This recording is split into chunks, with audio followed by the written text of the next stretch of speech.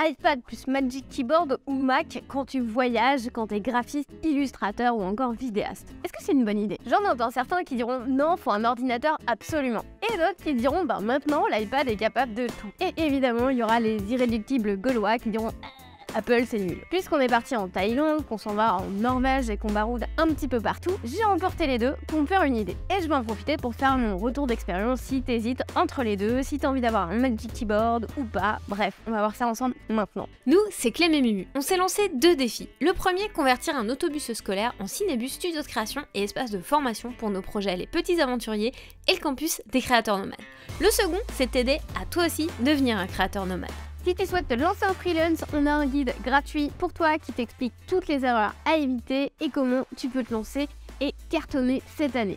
On retrouve le lien juste là ou juste là. Pour revenir en arrière pendant notre tour du monde, je suis partie avec mon Mac plus une tablette graphique Intuos et un iPad mini pour qu'on puisse bosser toutes les deux. L'Intuos, c'était chouette, mais le problème c'est que ça avait qu'une seule fonction, pouvoir dessiner avec, et le gros problème, c'était le poids. Pour l'usage que j'en faisais et l'encombrement, les câbles, etc. Du coup, quelques années plus tard, je suis passée à l'iPad en tant que tablette graphique pour l'illustration, la retouche photo. Je t'en parle un peu plus dans cette vidéo. Et tant qu'à avoir un iPad, pourquoi pas lui ajouter des super pouvoirs avec le fameux Magic Keyboard pour iPad. Mais est-ce qu'avoir un clavier et un trackpad, ça allait me gêner pour dessiner? Je me posais pas mal de questions sur cet outil, à savoir si c'était un bon truc quand t'es un graphiste, un illustrateur, bref, un créatif quoi. Du coup, aujourd'hui, on va voir si ça vaut le coup pour toi d'investir dans un Magic Keyboard, parce que ça a quand même un certain coût, on va pas se le cacher. Le Magic Keyboard, c'est presque la promesse de transformer ton iPad en ordinateur. Tu retrouves le plaisir d'écrire sur un iPad grâce aux touches tactiles et ton trackpad te permet de naviguer comme sur un ordinateur. Petite note, sur ton iPad, tu peux connecter toutes sortes de claviers et de souris en Bluetooth pour avoir le même résultat. Mais là,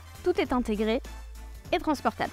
En une seconde, tu transformes ton iPad en poste de travail grâce au magnétisme. Et une seconde plus tard, en studio créatif. Un gros avantage en voyage, c'est évidemment sa taille. Si tu veux travailler dans l'avion, dans le train, dans des espaces restreints, t'as pas les coudes qui te rentrent dans les côtes comme quand t'es sur un gros Mac. Et ton iPad se glisse super facilement dans un sac de jour, donc tu l'as toujours avec toi pour créer n'importe où. Mais ma grosse déception, c'est le poids. C'est quasiment aussi lourd d'avoir un iPad plus un Magic Keyboard que mon Mac 15 pouces. Le poids en voyage, ça compte. Mais un truc qui est super appréciable avec le Magic Keyboard et l'iPad connectés ensemble, c'est la connectique. Ouais, ça fait un peu geek, mais faut que je t'en parle. Les nouveaux iPads utilisent enfin l'USB-C comme connectique. Ce qui veut dire que ça se connecte à peu près tous les appareils. Pas besoin d'utiliser des accessoires spécialement créés pour Apple. C'est donc super facile de connecter un disque dur externe directement dans ton iPad. Et ça enlève une grosse friction. Tu branches ton disque dur SSD et boum, tu lances ton application comme LumaFusion ou Adobe Rush pour faire tes montages vidéo. Et ça, franchement, ça claque. Par contre, les disques durs externes, ça consomme de la batterie. Mais la bonne nouvelle, c'est que ton Magic Keyboard te permet d'avoir une deuxième prise USB-C pour alimenter ton iPad en électricité et connecter ton disque dur SSD. Maintenant, on va parler de création pure et dure avec le Magic Keyboard et l'iPad Pro. On est en train de vivre une véritable révolution. De plus en plus d'applications sont disponibles sur iPad alors que c'était inimaginable il y a quelques années grâce aux puces M1, M2, bientôt M3, M4, M5, M10. Tu peux donc utiliser Photoshop pour iPad, Illustrator pour iPad, SketchUp en version premium pour iPad et même Forger qui est un logiciel de 3D pour iPad.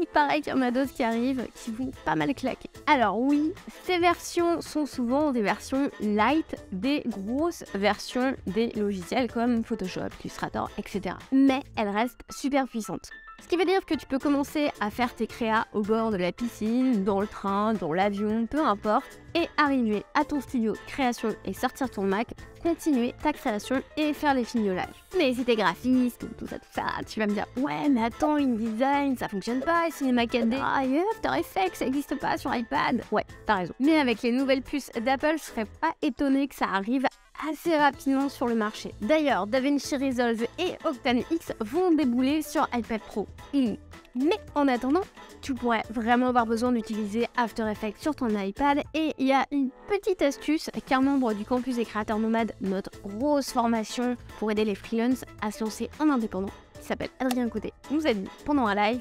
Et les filles, il existe une solution. Il s'agit d'un service en ligne qui te permet de te connecter à un ordinateur qui peut avoir un Windows dessus et tous les logiciels dont tu as besoin installés dessus. Et toi, tu travailles en remote depuis ton iPad sur cet ordinateur. Ça ne fonctionne pas partout dans le monde, mais par exemple si tu es au Canada ou en Europe, normalement ça fonctionne, puis ça devrait se développer de plus en plus. Et si on parle du design, tu as une alternative à cet outil qui s'appelle Affinity Publisher. D'ailleurs, Affinity, c'est toute une suite d'outils pour les graphistes qui sont des alternatives à Adobe. Si tu as envie qu'on fasse un test sur cette chaîne YouTube pour te montrer justement comment tu peux utiliser ces applications sur ton iPad, n'hésite pas à nous le dire en commentaire. Un autre avantage quand tu crées avec le Magic Keyboard, c'est que tu as accès aux raccourcis clavier et ça t'aidera à avancer plus vite sur tes créations. La grosse question, c'est est-ce que c'est pratique de dessiner sur ton iPad quand tu as un Magic Keyboard? Bon, la fonction première du Magic Keyboard, c'est vraiment pour les personnes qui écrivent beaucoup. Et nous, on écrit beaucoup et on dessine beaucoup. Donc c'est super confortable de travailler dessus,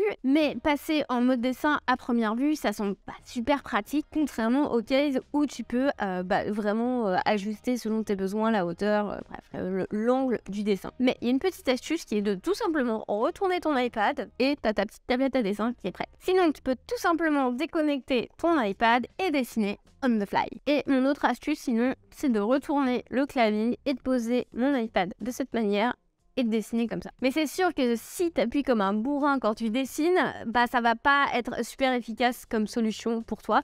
Mais moi, ça marche assez bien. En gros, pour dessiner sur l'iPad avec le Magic Keyboard, je rencontre aucune friction par rapport au case que j'utilisais avant. Ce qui me gênait le plus finalement avec l'iPad Pro et le Magic Keyboard, c'est le système aimanté de l'iPad sur le dessus. Parce que quand tu le glisses dans ton sac, ça se déconnecte assez facilement. Donc oui, ça charge toujours ton Apple Pencil, mais au bout d'un moment, si tu le perds, c'est pas cool. On a trouvé une alternative, merci Mumu. C'est une pochette pour le stylo avec un élastique qui s'enroule autour du Magic Keyboard. Du coup, ça évite que ton Apple Pencil se retrouve au fond de ton sac et s'abîme. Bref, super pratique et pas très cher. Bon là, tu vas te dire, elle est complètement vendue à Apple. Mais oui, il y a des points négatifs. Ça consomme vraiment beaucoup de batterie, donc faut garder en tête de régulièrement recharger ton iPad pour pas être déçu au moment où t'es là en mode ouais, je vais dessiner, il y a un truc trop cool qui se passe, et puis en fait, non.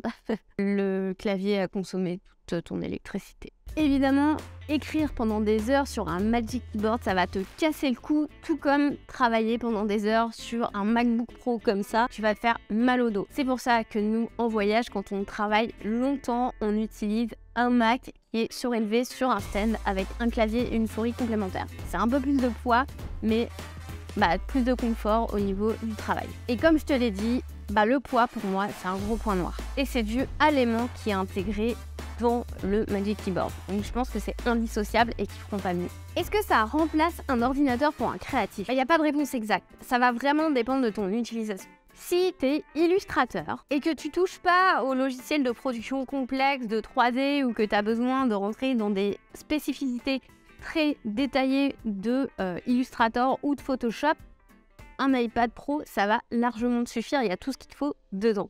Si tu fais beaucoup de retouches photos et un petit peu de vidéos, c'est pareil, tu peux te contenter d'un iPad Pro avec un Magic Keyboard. Mais si tu mixes plusieurs aspects créatifs et que certains de tes logiciels de prédilection ne sont pas disponibles sur iPad, moi je te conseille quand même d'avoir un MacBook Pro en plus. Ou un PC si vraiment tu détestes les Mac. Mais bon, tu m'écouterais pas parce que tu serais pas en train de regarder une vidéo sur les iPads peut-être. Dans notre cas, on a choisi de prendre iPad plus Magic Keyboard et MacBook Pro. Pour moi, ils sont complémentaires. Je peux utiliser tous les logiciels créatifs dont j'ai besoin, comme Procreate qui n'est disponible que sur iPad et pas sur MacBook Pro, et qui me permet de dessiner, d'illustrer et de poser toutes mes idées on the go. Je peux écrire au bord de l'eau sans sortir ma grosse Bertha et toujours être en mode créative. Je peux dessiner dans mon lit ou dans l'avion. J'ai un deuxième écran qui me permet d'organiser des lives, mais aussi de travailler plus efficacement quand j'ai besoin d'avoir les données là et de la création là par exemple. Je peux utiliser tous les logiciels dont j'ai besoin sur mon Mac comme Cinema 4D,